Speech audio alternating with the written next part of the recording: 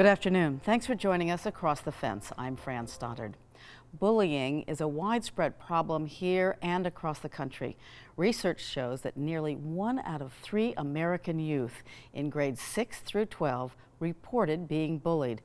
But statistics about bullying are only part of the story. And that's because kids who are bullied are far more likely to commit suicide. Our guest today is a researcher and professor at the University of Vermont whose work is shedding light not only on the connection between bullying and suicide, but also the role that exercise plays in the suicidality of bullied students. Zooming in with us and joining us is Jeremy Seibold. Jeremy is an associate dean at the University of Vermont's College of Nursing and Health Sciences. He's a nationally certified athletic trainer, and his teaching centers around physical therapy, athletic training, and exercise and movement science. Good afternoon, Jeremy. Thanks for being with us. Hi, Fran. Thanks for having me. So why don't we just start with the basics? What exactly is bullying, and how big a problem is it? Sure, yeah. So bullying typically has sort of 3 tenets or 3 fundamental. The first is some sort of aggression, obviously, right? So it could be physical aggression. That's what most people think about. It could be verbal. It could be social, isolating somebody else, things like that. The second part is that there's typically a power differential. So maybe somebody is older and picking on somebody younger, or has more social capital, or an employer bullying an employee, things like that. Oftentimes there's some sort of differential there. And then the third is sort of the consistency of the behavior. So a pattern of the behavior that continues to harass a victim. That's kind of a simple definition of it. Go ahead. Yeah, no, go ahead. So we have this slide that kind of goes through some of these. This is very much food for thought about bullying. Sure. Yeah. To your question about how big of a problem, it's a significant problem here and really around the world. There's a lot of research that shows the sort of secondary impact of bullying. There's several thousand deaths per year reported by the Centers for Disease Control that are linked directly to bullying. Those are the ones we know about, right? Bully victims are also, significantly more likely to consider suicide than students or young people who are not bullied. So that right there, I hope gets people's attention.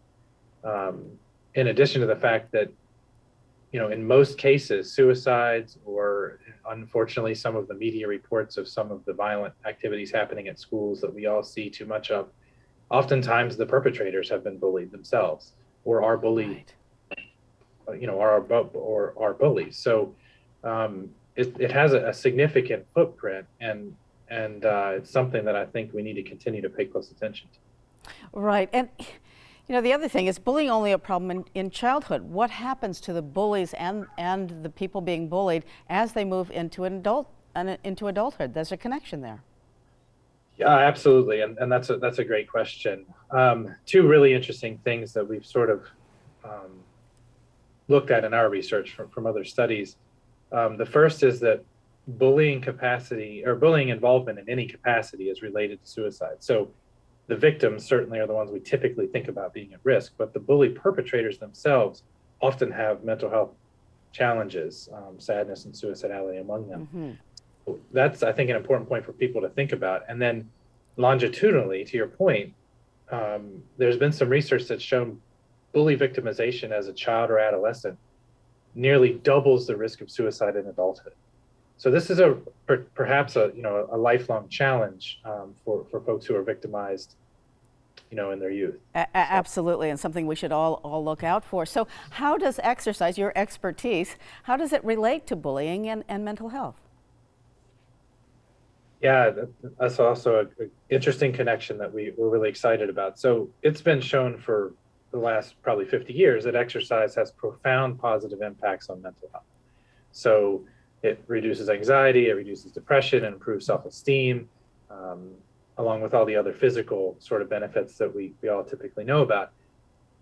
So we started asking the question, if exercise positively impacts the same variables that are disrupted in bullying behaviors, So there's sadness and suicidality and so forth. Is there a connection?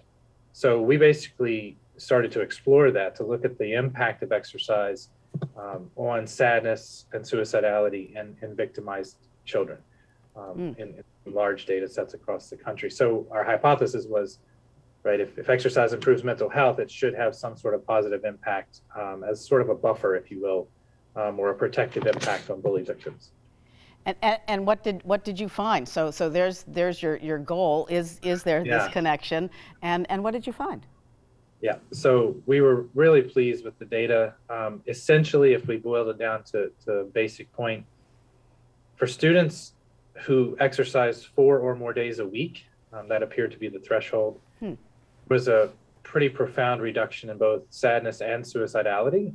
In particular, we showed a 23% reduction in the odds of suicidal attempt in victims of bullying. So it would have been fantastic to see that impact on students as a whole, but to see that the benefits extended to victims of bullying was really exciting for us, and it was the first time that had been shown in the research literature. So we're really excited about that. Right. So there are these different bullying environments. However, sure. There's cyberbullying, and then there's the playground bullying. I'll just simplify it in that way. And you found that the correlation with cyberbullying wasn't as significant.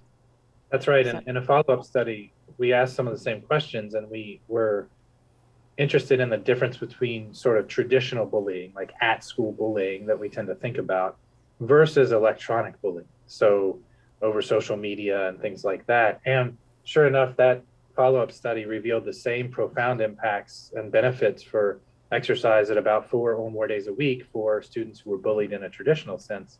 But when we looked at those who reported only having been bullied electronically, or those who reported bullying in both contexts, so they were bullied traditionally and in electronic context, the results appeared to sort of go away or wash out a little bit. So it didn't extend those benefits to those folks. And we think, we don't understand the true cause, but our thought is that perhaps it's the pervasive nature of bullying online, right? So it follows us around. We all have our cell phones all the time, and it's hard to escape that for some of these kids, and that perhaps may have something to do with it. Sure, it's always there. You can't leave it at school. It's with Exactly. you all the time. Exactly. And for a long period of time. So what's the take-home message for parents, teachers, grandparents? Yeah, this is the most important thing to us, and I think if I had to boil it down to just a few things, I would say obviously vigilance. We all need to be, vigilant with the health and mental health of our kids and each other, and having the courage to have conversations when we think something maybe is awry. And then secondly, knowledge and understanding of this stuff. We as a society, physical activity is challenging. We have really significant rates of sedentary behavior in terms of being, not being active enough, right? Not meeting the World Health Organization goals for physical activity, and that includes in children. So continuing to sort of beat the drum, if you will, for physical activity programming in schools, physical activity outside of schools that's accessible to everyone, that where students have a choice and sort of get to do what they enjoy and what they feel good about themselves doing. And we hope that these benefits would be something that they could take advantage of. So yeah, I think it's vigilance and awareness really is the big thing. Right, and I'm wondering, how is this happening? Even at schools, I think there's something else in your study that, up to 14 is when people are really active. And then as kids get into high school, sometimes they aren't doing as many sports. And that's really when they need it, when there's so much going on. And maybe they aren't chosen for the team, but there are other sports that they can get involved with that have the socialization. So just speak to that a little bit about what can happen in school. Yeah, you're spot on. Right when mental health challenges typically start to increase in the midpoint of adolescence, sort of that freshman year of high school, that's when we make it harder to make the teams, right? So now you have to make the team, and there are fewer choices oftentimes. So having extracurricular choices whether it's part of the school system or truly in the community, I think is a really important outlet we need to continue to think about and grow, um, because these kids need an outlet, Yeah. and often sport and physical activity are such a part of their positive self-identity that, when it's not available or it's taken away at some point, it can really have detrimental effects. Right. And certainly that happens in college too. I remember when I was a freshman in college, I was, I kind of completely lost track of that. And that's also when you really need it. So in addition to your professional work in this area, you're also a parent. Any additional advice or thoughts that you can share with other parents and viewers to help stop or help recognize bullying and get at it much more quickly? Yeah, I think it's similar to what I said earlier. I mean, it's the vigilance, it's paying attention, it's getting involved yourself. Whether it's patients at a school level, perhaps it's coaching and volunteering in the community. There's a lot of fantastic programs out there, things like Girls on the Run, for example, that are not necessarily a team you have to make, but when those things are developed and led well, this really might be something that these young people find that sort of changes their course in terms of identity and sort of mental health. So I think involvement, awareness, and not being afraid to speak up in these difficult conversations. And being a good model about exercise, because even as adults, or if we were bullied, there might be less chance if we as adults also involve ourselves in exercise. That's Absolutely, what I'm getting. right? The kids are watching us, right? So. Yeah. Okay, Jeremy, thank you so much for being with us today, and we hope we'll take this good advice and really watch for our kids. The suicide numbers are way too high. Yeah, even one is too many, right? So thank you so much for having me. Okay. And once again, thank you for joining us across the fence. I'm Fran Stoddard. Stay well.